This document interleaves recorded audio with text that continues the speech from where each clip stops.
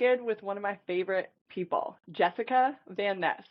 Jessica is an artist, a principal product designer, and the creator of Process Ceramics, which is a one-of-a-kind transformative ceramics program and retreat experience that explores the intersection, I love this, of the macro universal life experiences and the micro individual perspectives through mindfulness, community, and the creative process.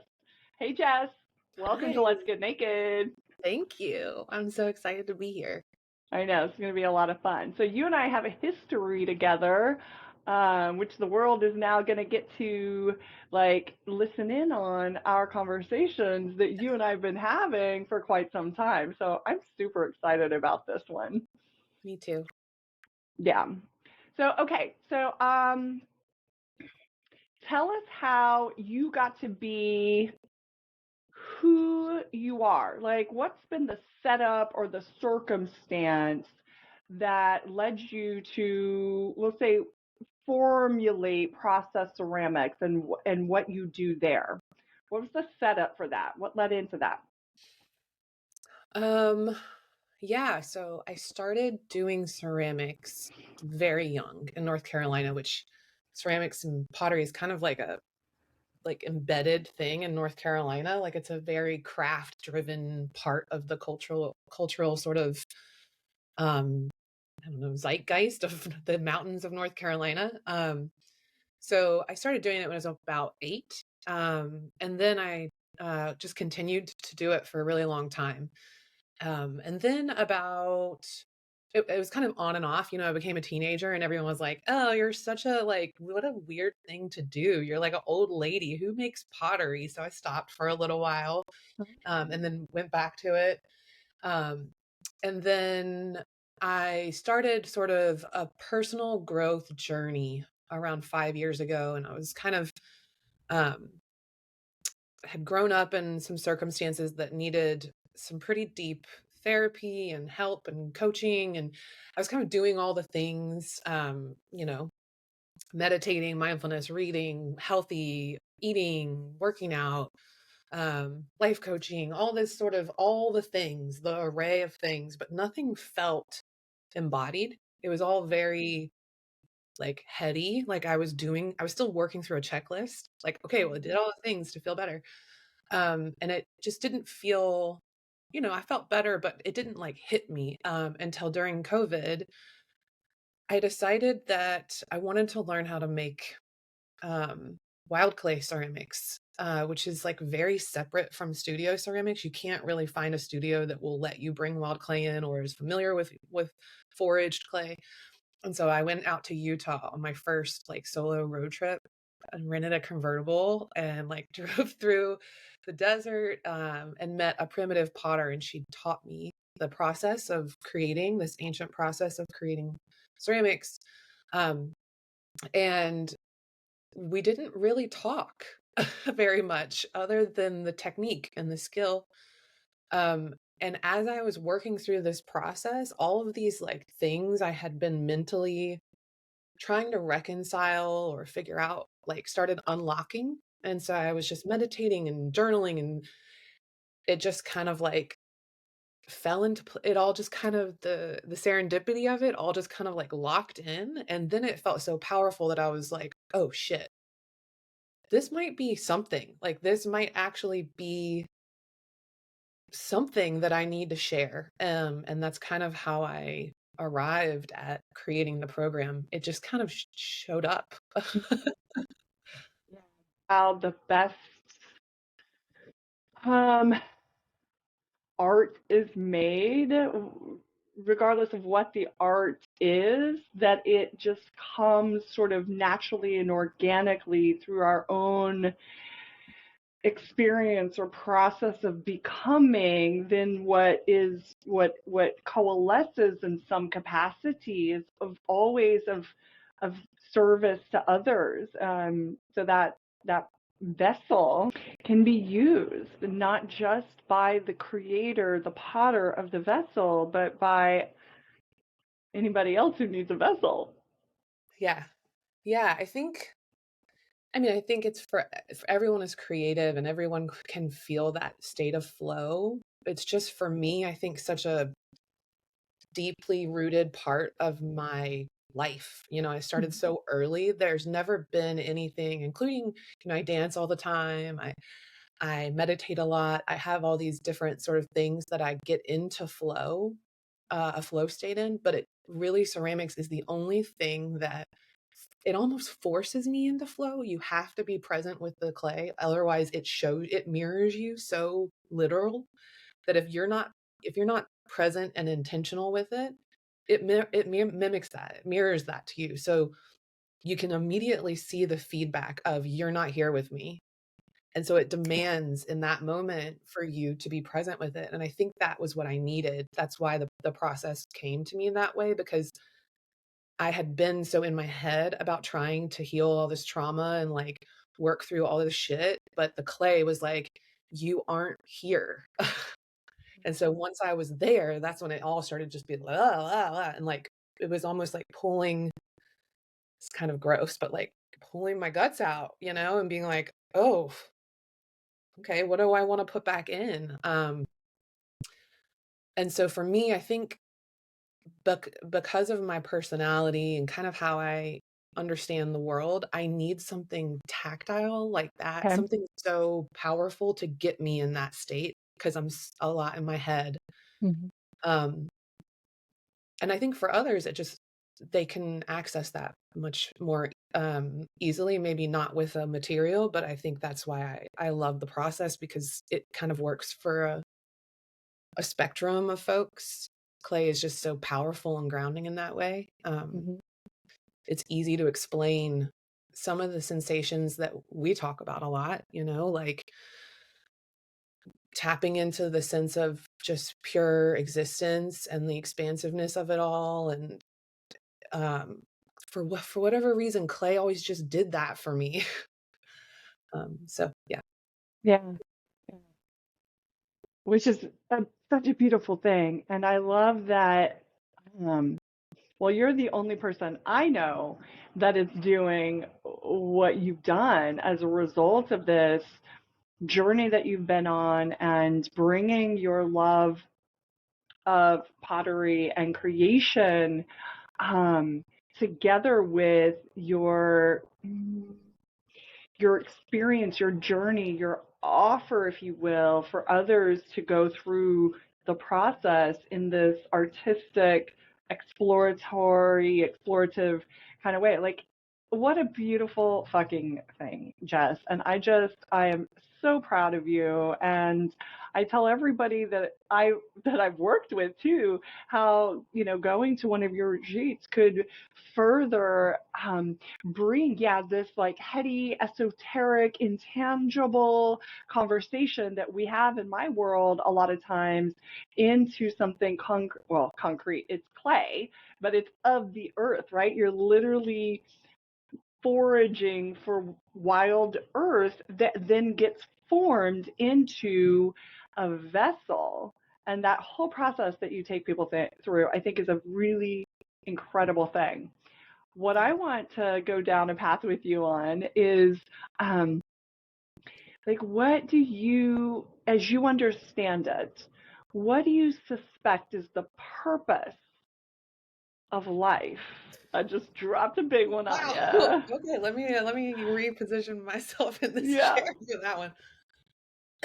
Right, because so many of us do so many different things in order to support ourselves, but also anybody who wants to come along for the ride. Like, we're going on this journey, let's walk the path together.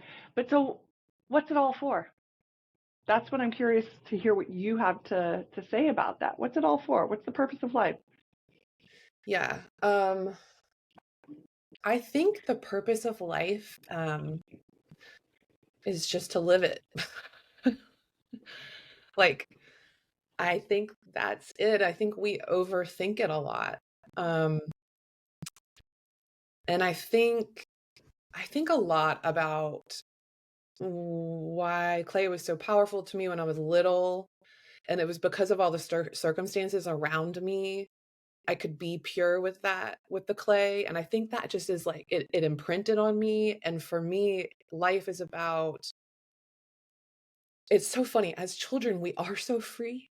And like this, whatever is our surrounding society, our upbringing, our community, whatever, kind of like distorts our ability to be free and authentic and live. We start to get more and more rules and more stories and more narratives and more expectations.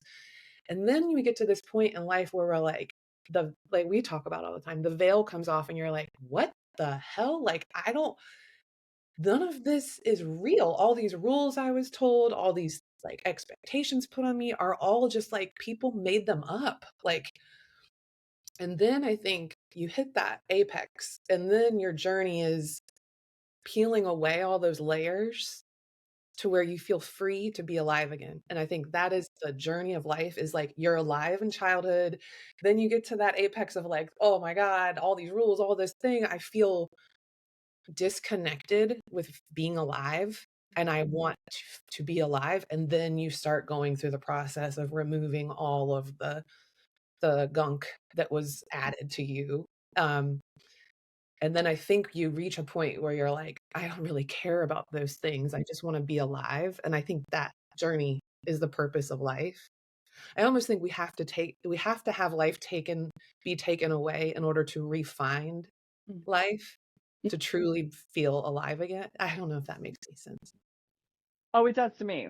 I from a from a metaphysical perspective, the purpose, as I understand it, of life is simply that, right? So we go from being this infinite isness or infinite energy, and that infiniteness sort of limits itself, embodies in the human form for the purpose of experiencing, like you said, living life, right? And the journey back home, the return journey home, is about remembering who we still are, who we were before we were imprisoned in our physical human bodies, right? So what you just said totally aligns with at least my metaphysical perspective of, you know, the purpose of life and why are we here, and that those big questions. We're here to experience from an individual perspective, a unique perspective called Colette Davenport, with my set of stories from my past and conditions and upbringing and all the things that life has given, right? And you from yours and her from his and his from her, like all the different perspectives of this one ultimate, excuse me, infinite reality. And it's like through all of those separate experiences, what we sometimes, if we choose to see, we come back to, oh shit, underneath this skin suit and the situations that I've experienced in my life is it's the same. You and I are the same.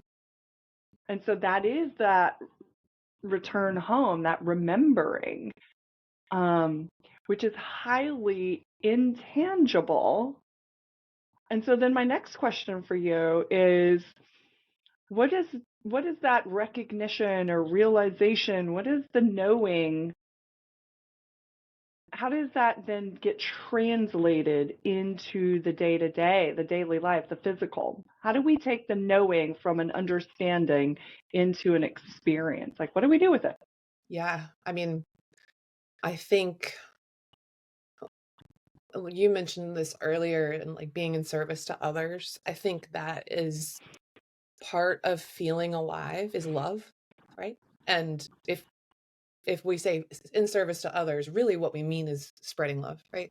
Mm-hmm. And so I think that's how we bring it into our day-to-day life, is in whatever way we can, which is different, right? Each one of us has a different way to share our love. If we remember to do that, which is hard sometimes, like life can squeeze you. And I think that's the practice of life, right? Like yeah, it sucks when you're being squeezed, but that's also part of the journey, right? Is can you be resilient enough to remember love through Mm, that? mhm, And once I think you have that practice enough, it becomes easier and easier, just like a muscle. Like it could you become stronger and more resilient of getting through those moments and still holding on to the love that you have versus falling back and putting the veil back on. It's easy to put the veil back on if you're not ready to be awake, right? And um we do different things to try to do that. I have my own sort of vices that I sometimes partake in to just I can't handle not having I need the veil for a little while.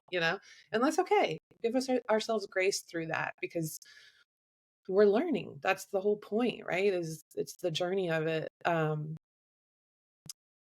is living just like you've got to have the good with the hard, the cold days, the hot days, the seasons of life is what makes it dynamic and interesting. So, mhm. yeah, I think that's how we show up every day. It's just the practice. Yeah, yeah, yeah, and I think you nailed it too. I think it is just the sharing, in excuse me, the sharing of love in the way that each of us shares the love. Mhm. And and yeah, to your point as well, like it's not about getting it right or doing it perfectly or not having any more ego. Like that's just not possible as long as you're in a human body. You've got a thing called an ego that is that veiling mechanism. It's just a matter of like how often is it in the driver's seat, like crashing you into shit, versus it chilling in the back seat while like the light, the love, the spirit, however you want to say that, is cruising. So it's the dual nature of being human. Yeah. And I wanted to mention to you, I think what's interesting about the pots or art creating in particular Hmm. that makes this a really pragmatic metaphor to make with folks is who's to say what's perfect? And that's really easy to understand when you think about art, right? Like Yeah, yeah. art is in the eye of the beholder. So like the pot that you want to make is going to be totally different than the pot this other person's going to make based on all the things you've been exposed to in your life. Have you traveled? Where did you grow up? What kind of music do you like? Like all the things you put into your inspiration tank is going to Mm, produce a different pot.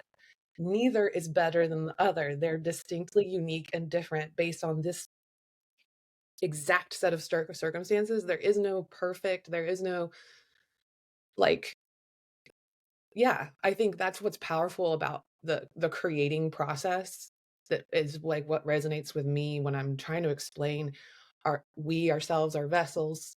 Your life is your talisman of this pot. Everyone, no matter how hard you try, it will never be exactly like someone else's because you didn't experience exactly what they experienced in this lifetime. And so therefore you cannot create the same piece, no matter how much you try to replicate it. So why not make the piece you want to make yeah. instead of a copy of someone else's? Mm, So yeah. mm. Well, and I think too, like it's also beneficial to keep in mind that, you know, we create because we can, right? There's a lot of, I know for myself, there have been times where there's a lot of narrative around I have to do this, whatever this might be. Uh, work on my body or my health or my business or whatever the fuck, right? But if we zoom out from that, oh, I have to do this, I have to make this, I have to get somewhere and achieve something. If we zoom out from that and we go, oh, I am creating moment to moment because I can, because that's what I'm here to do, then it sort of gives us a little bit more artistic license to create the shape and the form to form the vessel in accordance with like a higher intention, maybe more of a spirit, more alignment, more truth, more honesty, more vulnerability, more of who each of us really is, that authentic expression. And I know you're also in the like, oh, I create because I can. Oh, because I can't not, right? Like I can't not do what I do and be who I am and all the things because and so I would be curious to hear from you, like how does imagination play a role in your creation, what you're creating? And whatever that is, whether it's a a pot, or your business, or as a mom, or like, how does imagination play a role in your creation? Hmm. That one's an interesting question. Because I feel like imagination is so tethered to the way my brain works that I don't even think of it as like a separate act or like a separate part of the process. I will say part of why I'm so fascinated by the process is both in my professional job, um, and my business and just my practice of creating pots and motherhood, all of these things. It's a similar process for me, and so, and sometimes you're just blocked. Sometimes you're just stuck, you don't have it, and sometimes the imagination is actually spurred from someone else's imagination. And it's kind of like this continuum of like, in the design world, we look for reference, right? Not to copy it, but to see like what are other people exploring? What are they thinking about? What's a cool color palette? How can I arrange this to where it's intuitive but new and fresh and not boring? And like I think that's what's interesting about the way I think of imagination is because I work in both the artistic realm and the design realm. One is meant for like a purpose, and the purpose is for people to be able to use it effectively and enjoy it. And so I'm designing something for a purpose. An end result in the art is just for creating, and it's also utilitarian objects, but I'm not making them for a purpose other than just creating. So like the imagination still sparks from the similar place though of Mhm.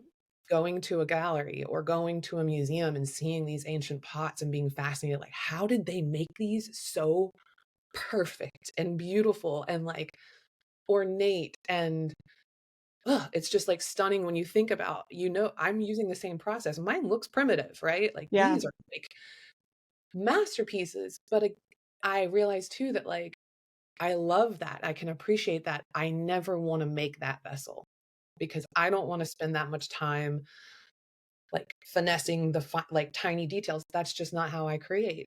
But it's amazing. I can appreciate. I don't know if that makes sense, but that's where the imagination starts to come from. How can I abstract that? Like, what do I love about that thing that resonates with me that I can make and put my own sort of imagination on? I guess. Yeah. Yeah. What so let's talk about how seemingly separate or divergent your two worlds are, and how also like beautiful it is to be able to express and exercise these two worlds, right? Where product design has an end result and a purpose, and expression with no purpose other than the experience that also creates something of use, but that's not the purpose of the creation. How, like, what's that like for you? Yeah. Um, it's beautiful. I don't think I could do one without the other. I think I need the balance of the two, right? Like Okay. I think um the business side of selling your art can take away the purity of creating because Okay. you could sort of go into this realm of wanting to conform to make a living, which then I think puts a spin on the purity of creation. So I can just create because I want to, and then I can go to work and still be using that creative brain, that process. But I know there's also this underside of like pragmatic logic that I can leverage to think about like how can I make something really beautiful and novel, a design and experience, but it actually works really well? It kind of like uses both sides of my brain, which I think is important to me to have that balance of both sides. I think the other one that's super interesting is I think the retreats are actually in the center of those polarities because I created the program and then as I design, so that I even say design the retreats because in my mind, I've always been an experience designer. I've never been just a product designer. I Right. don't say experience designer because then people are like, "What are you talking about?" But I went to graduate school for landscape architecture. I just love the process of designing an experience. And so for me, the retreats are like, the micro sort of exploration of us, what we're Yeah. going through, our Mhm. personal growth journey or whatever, but also then we get to hear these stories from each other and realize, oh, there's this universal suffering and this universal joy. So, like, oh, I'm not alone. All humans kind of experience these universal things. There must be something bigger if we're all kind of thinking similar things and experiencing. And then it gets to this like, I've designed this whole experience that combines all these things. And to me, that's like the retreats are my ultimate design. Like, Yeah. the product, the experience, the craft, the skill, the Mm. personal growth journey. It's like all of it culminating in this thing that is like my masterpiece. Yeah. Yeah. Which I just absolutely love for you. It's such a beautiful thing. And it is, it's all of you and all of your expression and your experience and your wisdom and your skill and your your uniqueness all culminating in the retreat, which is a really beautiful thing. Thank you. Yeah. So for somebody watching this, let's go down this path. For somebody watching this who is like, okay, tell me more about this retreat. Tell us a little bit more about the retreat. Yeah, so I've kind of mentioned this a couple of times, but there's a process, right? Like there's a process to your personal growth journey. There's a process to healing. There's a process to transmuting things. There's a process to creative um, practice. There's a process to everything takes um, a series of intentional steps, right? Anything in life. And so the retreats are this balance of the very tactile physical act of creating this pot. And we go search for the clay, and I teach how to find clay, how to recognize it, how to test it and see if it's workable. Um, but and then we do hand building demos and painting demos, and then we pit fire it. But throughout that whole process, you kind of were it's intertwined with um, spirituality or like a lot of philosophy. So we'll talk about concepts, and then we usually uh, every day has like a series of things that we do: meditate, yoga, healthy meals, um, the ceramics demo, and then like a personal growth exercise. So we're like, and it's like it's a known thing, right? Like recognizing abundance around you, having gratitude, remembering your core values, letting go of those narratives that don't belong to you. And we do that when we cleanse the clay, right? So each step in the or in this ceramics process has an activity that can help the work that like a lot of us do that is ingrained in how we sort of move through life. It introduces that to the people who attend the retreat in a very like tactile way. Abundance, clay is everywhere. Look, you just have to slow down to see it. That's about awareness and presence, right? And then cleaning the clay, removing the narratives that don't belong, thinking of a vision and a passion and purpose for your life as your vessel, building each coil as a step toward your goal, right? A lot of like really literal almost metaphors, and then Yeah. submitting your sort of all this passion to the fire of life. Like you can't control everything, How it So comes out. Yeah. yeah, you have to release it for it to actually be resilient. You have to give it over to life. Mm. You cannot like just hold onto it or it will never be strong enough and it will get washed away. So part of the process is releasing, right? Detaching from the outcome and then accepting what you get back. So we work that process, and you kind of come out with this talisman of that represent, now you look at it and you're like, I did all this work along the way. So it's just like a really cool, I don't know, like piece to put on your shelf somewhere where you can be reminded every day of this experience and like remember how to draw upon that Yeah. when you go back to your like normal life. Yeah. Yeah. Yeah. It just clicked for me. As you know, I sort of changed how I am bringing my wisdom and experience and gifts to the world. And it took a while for me. I went through my own process, and it took a while for me to form what it is that I want to offer to those who want to walk this journey of awakening with me. And the soul memoir is that artistic, that is my talisman.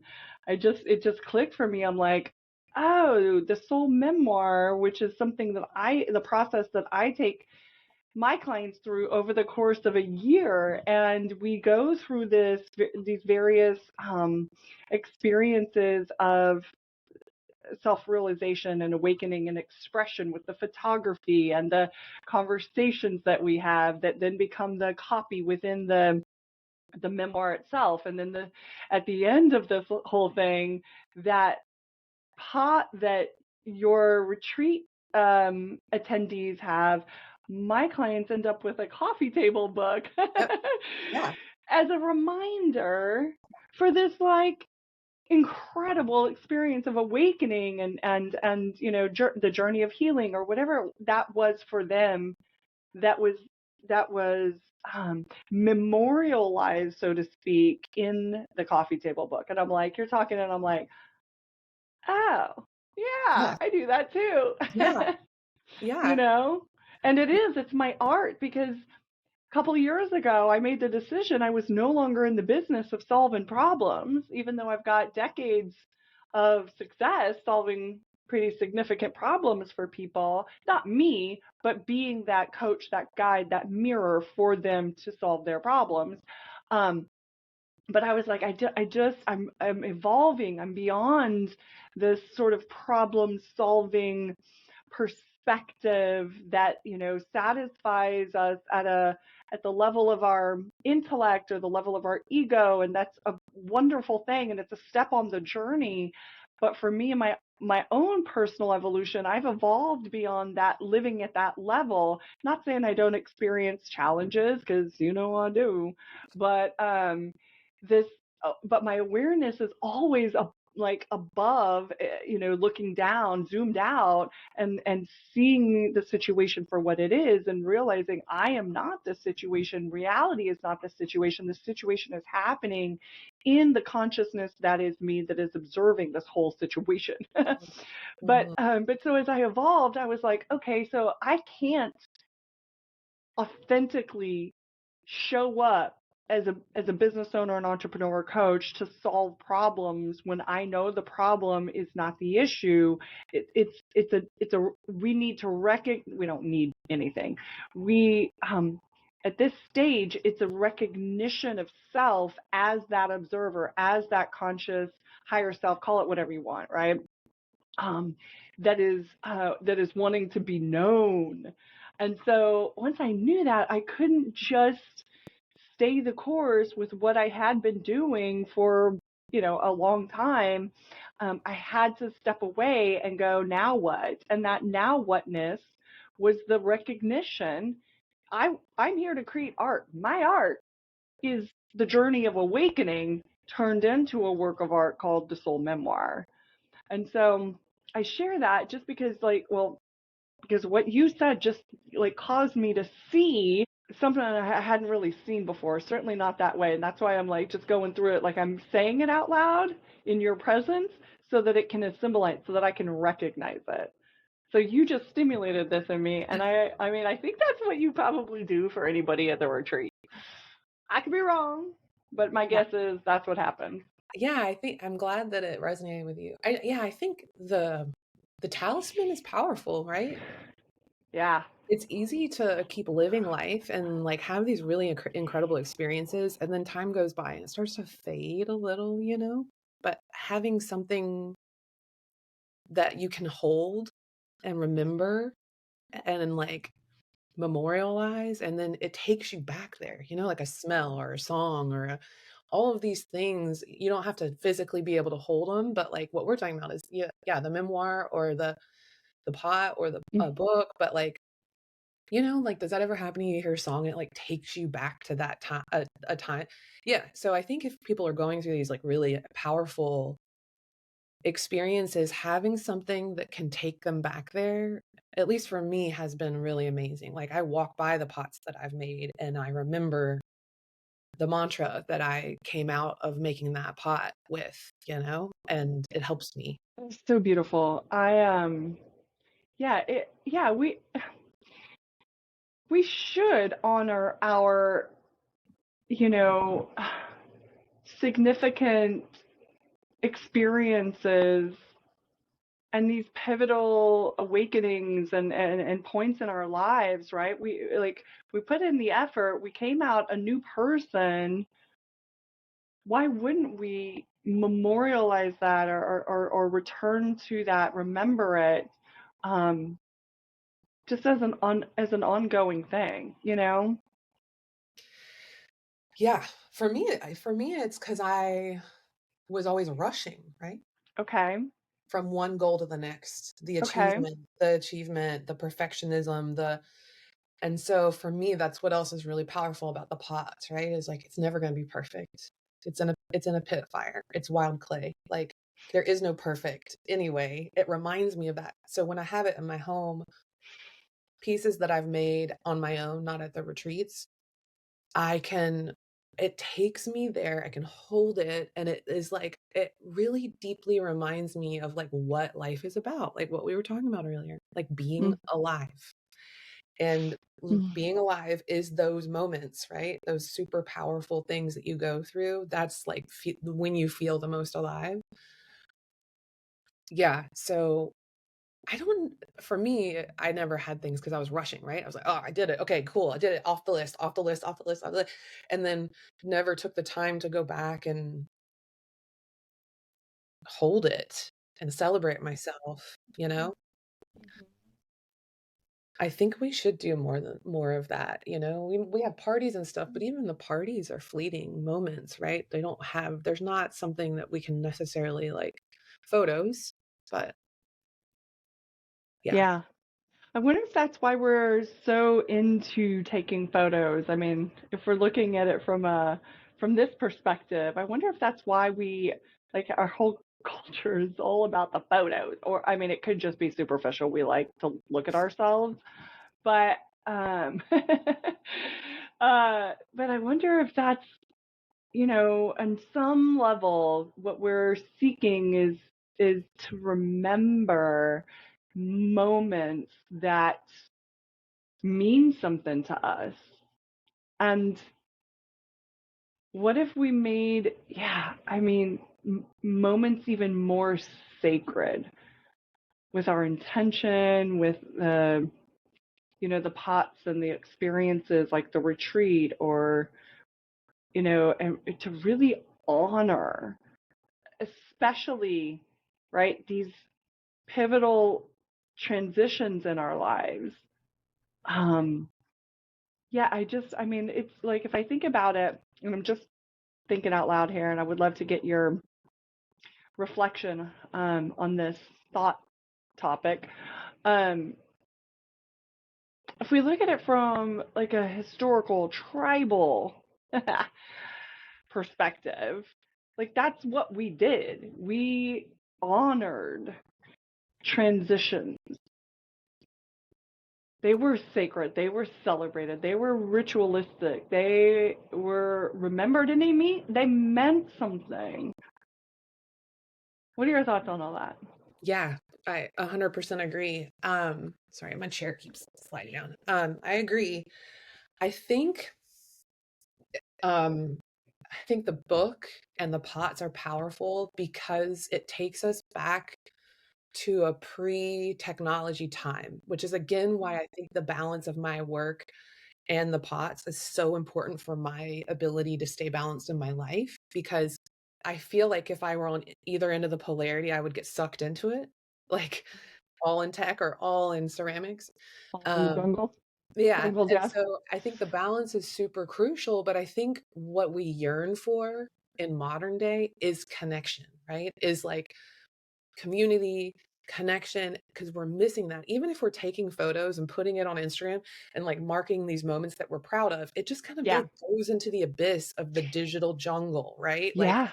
it's just like tossing more things into this digital bank. Versus when you have a book and it's on your coffee table, you value it. It is sacred. You've prioritized it. It is there for people to experience and see what you have been through. Then you share about it, you talk about it. The community is there, the connection is there. Same with the pot, right? You hold it, you feel it, you touch it, you can, it smells a certain way, it has a texture to it's the like realness to the like physical memento or physical talisman that I think we yearn for. Cause yeah, like our they even let's say even if we don't go all the way back to like Vision Quest, right? Like, oh, you're coming into being an adult, you're gonna Yep. go out and be by yourself and figure out how to survive in order to be prepared for being an adult. We don't do that, right? Yeah. But if we even come more modern than that, like scrapbooks. We could never make a scrapbook because I just don't have that. That's not my creative realm, but like they're so rich, right? Like you can feel the memories sometimes. You can feel how like important it was because it's like this tactile, like it's like so layered. And I think we just miss that. We don't have a lot of that anymore, right? Like, Yeah. Yeah. I think the way you said, like, we toss this into the digital abyss, you're absolutely right. Um, and the tactile, it stays in that intangible, right? We're not actually holding photographs in our hands anymore for the most part. Forget about a scrapbook that has all kinds of different stuff in it, photos, mementos, like matchbooks and all kinds yeah, of shit. You know, like, yeah, I suspect you're right. We I think we're want yearning for that, something right? like that Mhm. to to lay our hands on, that will elicit more than just a digital photo looking back on Instagram or on your phone, scroll right through all the shit, like you've got labels of food and like random accidental screenshots on your phone and like shit that does not matter at all, but Yeah, it's intermixed with like significant moments or whatever, but it's all digital. It's not, you're holding your phone in your hand, but it's so different than flipping the through the pages of someone's memento. photo album, right? When you go to Yeah. someone's house and they're, can I look at your photo album? You're looking through all their photos and the flipping of the, yeah, it's like a different sensation. And I think, yeah, I mean, even when I worked in a photo lab when I was like 15, and like that whole experience of like the anticipation of getting your film. And you're like, "Ah, I hope that photo turns out. Ah." And then you have to like go through them all and be like, oh, half of them I don't want, right? And I'm gonna give them back so I don't have to pay for them. All of those, like, I yearn for that, and so that's why I've designed the retreat the way I have. That's why I have parties or I go dance so much, because though maybe I'm sort of traditional in that sense of like those are what make me feel alive. Those Mm, experiences of like the rich texture of life. mm. Um, yeah. Girl, just take a second to hear what you just said. The rich and how that can't be held in the hands of Instagram. Like you Or your just phone. don't get that from the digital stuff. Abyss, the digital abyss. Yeah. And I just imagine, like, I mean, when I came to your house for Thanksgiving and you served me wine in a vessel, a pot that you had made, like, we didn't sit down and talk about that, but we could have, among, and same for other the other items, the other ceramic items that you created, like, it would be real easy to sit down and have a conversation and be like, and I made this and we went here and I had this whole experience. And what I realized about myself is, and so this thing on the pot is like symbolic of that for me. And I always remember that. Like, you and I sit down and have a conversation about a piece of pottery that you made could actually bring us closer together, could actually stimulate something just like this conversation is right now for me with you, like stimulate awareness, stimulate something that is like I recognize our connection, like so beautiful. So beautiful. I okay, all right, I just got this hit. So you have a son, Sawyer, and if you could, okay, I got this image. So let me see how to translate this image. All right. So if you could sort of download straight into Sawyer one thing, what would that like transmission be? Oof. I think it's probably what we all struggle with our whole lives is remembering how to love ourselves. Mm. And so, and it starts with that, right? Like we can't really share pure, authentic love until we really are loving ourselves. And I think that journey we talked about at the beginning, where we do when we're children, that's why children are so selfish. Like they just need, right? They just take and take and take and take, but they don't know any different. Like, why wouldn't you do that? Why wouldn't I expect for you to help me take a bath and help me dry off and brush my hair and help me? Like, what a great time of life where like you're just loved and you don't question it. You just, Mm. and so, but then it's like through that journey, it's all these things that start happening, right? It's like you're being selfish or la la la, or like don't use that or be this way or be that way or don't say that or wear this or wear that. And then it starts to get where you lose track of that love because of all the stuff, all the noise. All the no's? Yes. No. So all I've done, I mean, not all I've done, but if I could download one thing, and it's truly what I try to give him all the time, is Hmm. that he's perfect just the way he is. And there is no other perfect. Like you are exactly who you are, and to love himself. And man, it's hard. Even with me like wanting to put that into him and like putting that into him all the time, there's so much else, like, and when I think about it, I have to realize that's the journey of life, right? He's got to go through that to get to the point where he realizes it again. And man, I think that's the hardest part about being a parent is like witnessing them hurting and just wanting to take it away and just be like, love yourself. That's all. Just be alive. Be exactly who you are. Just like be you in every imaginable way. Um, Forever, but that's what I would want to download to him. That's being alive, right? And for the audience watching this, what do you want the viewers or listeners um, to get as a result of tuning into this conversation? What would you want for them if you could transmit one thing? What would that be? Mm. I think it would be just to trust, like, I don't know if we even touched on this, but like what I hope is that everyone knows they can always start again, And like Mm-hmm. we came to meet each other because I needed to start again.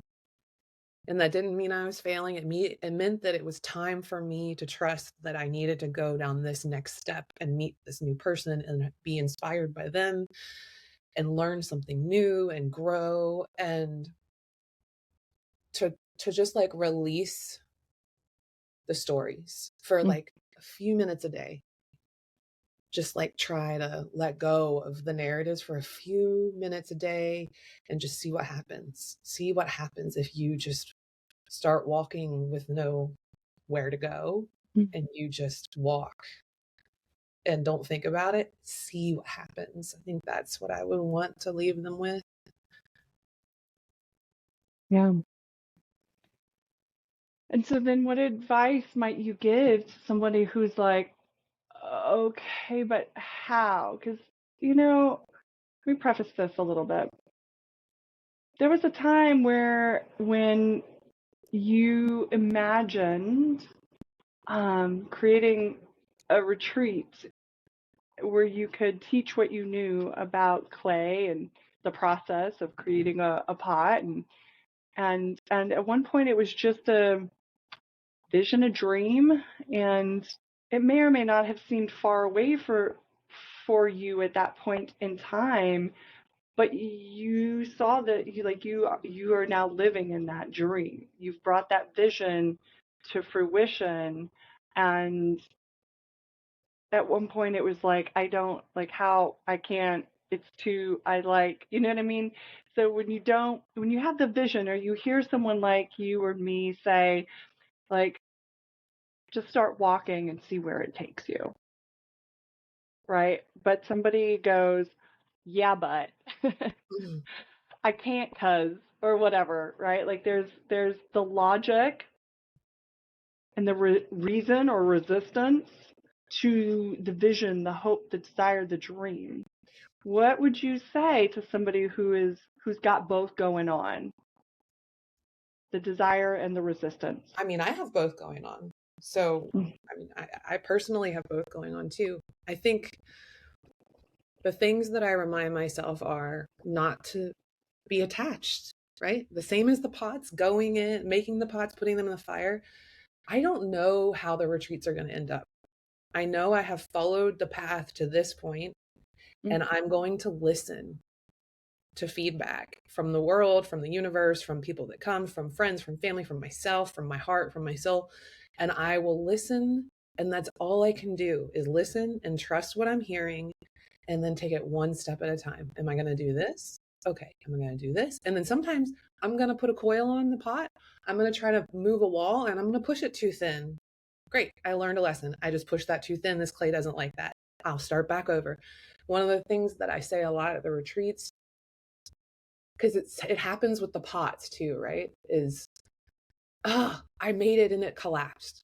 Well, just take it back down to a ball of clay. We just went over there and gathered this clay for free, just dug it out of the ground a few hours ago. It's okay. Just take it back down to the ball and start over again. What did you learn from that attempt that you can apply to this next attempt?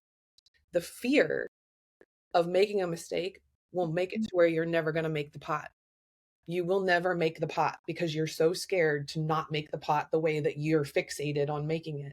Or you can try to make the pot knowing you might make a mistake and knowing you can always take it back down to the ball again and start over with the lesson you learned from the last attempt. That is,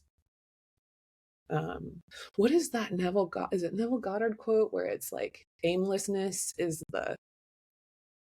I can't remember off the top of my head, but essentially it's like the concept of like aimlessness is the only hell, right?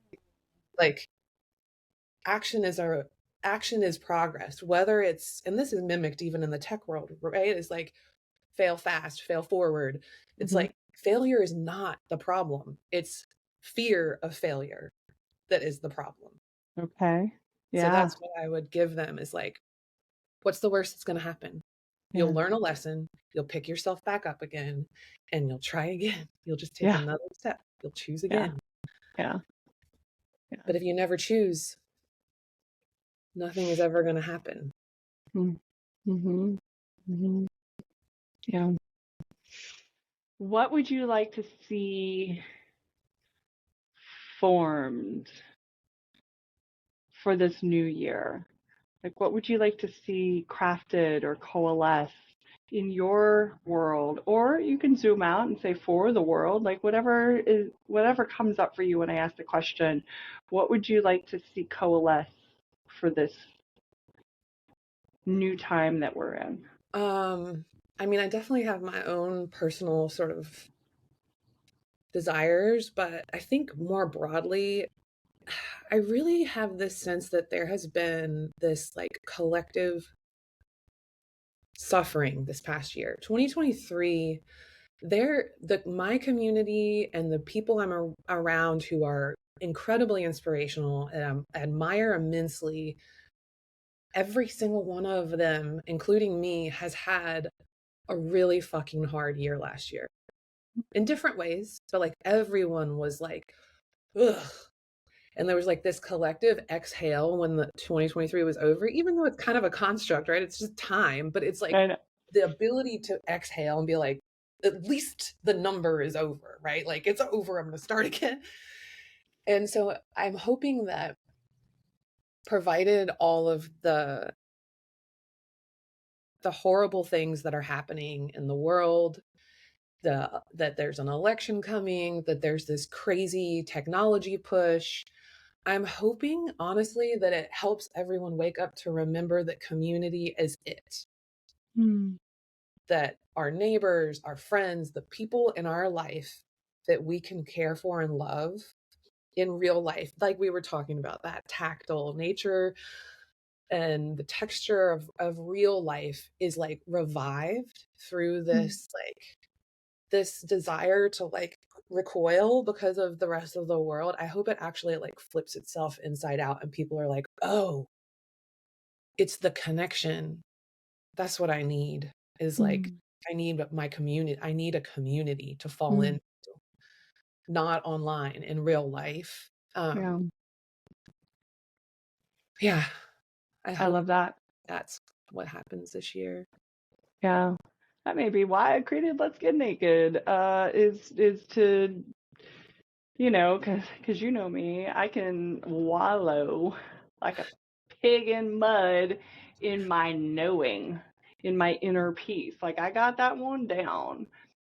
I haven't always been as like, well, not always, because there have been times over the years and decades, but in recent years, the last 3 years or so, um, I haven't been as extroverted. I have on select bases, but like on a grander scale. Not that the one is better than the other, but I've been keeping my shit to myself, right? My inner peace. I've been keeping myself all nice and comfortable in my inner bubble and inner sanctum, so to speak. And at some point, it was like, all right, it's time to come out of the fucking cocoon like a butterfly and spread the wings and shine the light and share the message and stuff. And so Let's Get Naked, this podcast was, you know, a way for that to happen. Obviously we are online and digital, but it's still like I'm having conversations with people I've never met. And they're incredible conversations. You and I have met, and we do get to tactile hug each other in real life. But this is like, I think that this podcast is an expression of what you just articulated. And so it'll be interesting to see other ways that your prediction, your hope, your dream for us um, comes to fruition. Yeah, I'm excited that you're doing this. And you did do some things where hosting events and stuff with Yeah, people in person. I think, yeah, yeah, I wouldn't yeah, discredit you from spreading your wings a little bit before now. So, but I am excited about this too. And yeah, yeah, yeah. Cool. Okay, as we wrap this one up, any final thoughts, anything we haven't touched on just yet that you feel is relevant to this conversation before we close it out? just want to say thank you. This was great. And I think it's going to be interesting to like expose our discussion to other people because it's normally like basically just us, maybe one other Yeah. person or a couple other people. Um and sometimes I think our just chats are just like, for me, super inspiring and like energizing. So I just wanted to thank you for having Yeah. me on here. Yeah. Okay, so a little bit of a personal, I don't know if that's the right word. Let me see how to say this. Okay. All right. All right. I'll say that. I'm listening to my higher guidance, right? In our work together, uh, what has been like your number one takeaway? What talisman do you get to hold on to and recall as a result of our work together? Oh, the retreats. I would Oh, never have even if we had not worked together, if I had not had you in my life when I did, I would be a completely different person, I think. I would be on a totally different path, and I would never have trusted myself enough to even try to do the retreats. I wouldn't have even I don't know that I would have even been able to come up with the idea without us working together. You freed me in a way that it's hard to explain, right? Like I don't know how to explain how I do, like some of the memories that stand out to me that are so funny was when I was standing in the parking lot at my old job and we were talking and you were like, tell me what emotions you're feeling. And I like started spouting all these words and you're like, yeah, that's not an emotion. Yep, that's not an emotion. Yep, that's not an emotion. And I was like, because up to that point in my life, I had turned myself off. I was the person that was like, what do you mean? Go walk in one direction. Like, why would I even do that? Not even coming up with reasons not to. It was like, I didn't even understand what it meant to be alive that way. And when I realized that you were like, you don't like, you didn't say this directly to me, but I remember leaving that call and being like, I don't even know what emotions are. Like, I don't even know what feelings are. That was the first moment where I was like, oh shit, like, I got some work to do. Like, and so, yeah, very much working with you and, I think that was actually the first sensation I had of actually, sorry, EMDR therapy was the first sensation I had of, like, pulling my guts out, and then with you was, like, the second phase of it, and then the third phase was the ceramic stuff. yep. So, like, yeah, I don't think I would have had the courage or the you were my guide through Mm, the whole thing, right? Like, I never would have mm, well, I can't say never would have because I can't predict what would have happened, right. but it, like, transformed my whole understanding of who Mm, I am in the world. yeah. And it's a beautiful thing to have been a witness to and a guide for part of the journey. And now you're doing that for others, guiding them in your beautifully articulated way, right? Um, which just makes me so happy. And I want to thank you for coming on here and having this conversation. But more importantly, like for showing up for yourself, and Sawyer and everybody that you love and care about. And I recognize that it's not the easy work, right? The easy thing to do is just to stay asleep.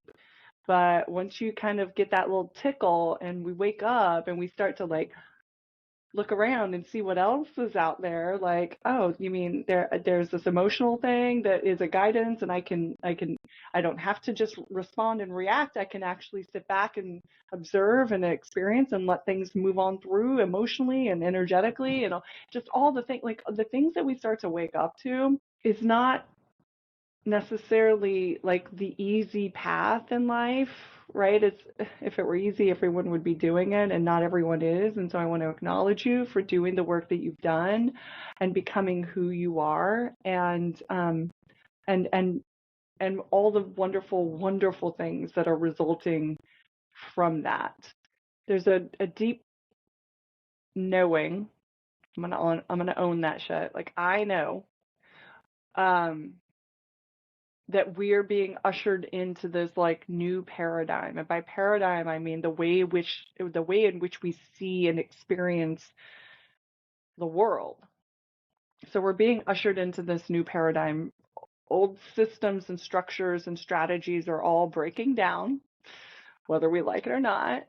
and new ones will be formed in their place. And I truly do believe that people like you and me and others like us are, and probably those that will be listening to this or watching this podcast, those that are attracted, right, magically magnetized to this conversation, are also meant to lead this transition, right, in some way, whether it's a formal leadership, like as a public figure, or some informal guide and leader, and maybe someone with multiple roles like yourself, right? Like you are a lead in your, would you call it like a corporate job? Is Yeah, that how you would say that? sure. But then you're also a lead in like a spiritual retreat, right? And art and, you know what I mean, creation. So the way in which we lead is not as important as like owning the leader that each of us is. Did I say that right? Each of us is, whatever. Um, and so again, I know that this is happening, and I just want to like acknowledge you for stepping forward and leading, girl, leading the charge through the jungle, through the jungle. Yeah, So thank you. And yeah, I'm and super. naked. We're doing it naked, apparently. Yeah. No, I couldn't have done it without you. So I appreciate you so much. Yeah, yeah. Well, this has been an incredible conversation. I can't wait to share you with the world. Um, yeah, and then we'll circle back. We'll have round 2 of this conversation at some point, because I'm sure there's going to be more stuff to share as this year goes Oh, on. always. Yeah. All right, cool. All right, you guys, thanks for tuning in, and we'll see you on the next one. Bye for now. Thanks.